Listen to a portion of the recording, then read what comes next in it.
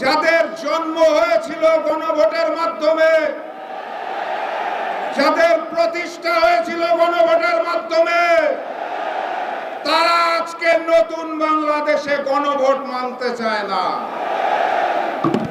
পুরানো জালেম আর নতুন জালেমদেরকে স্মরণ করিয়ে দিতে চাই।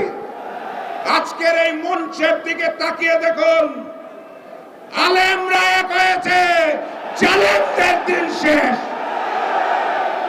16 মাস আগে আপনারা মজলুম ছিলেন, নতুন করে জালেম হওয়ার চেষ্টা করবেন না। একটি দল আর 2 দিন পরে 13 তারিখ জানি কারা আবার নতুন কর্মসূচি দেওয়ার চেষ্টা করছে। কর্মসূচির নাম নাকি লকডাউন। পুরাতন জালেমের নাম আওয়ামী লীগ, তাদের কর্মসূচি লকডাউন ঘোষণা করেছে।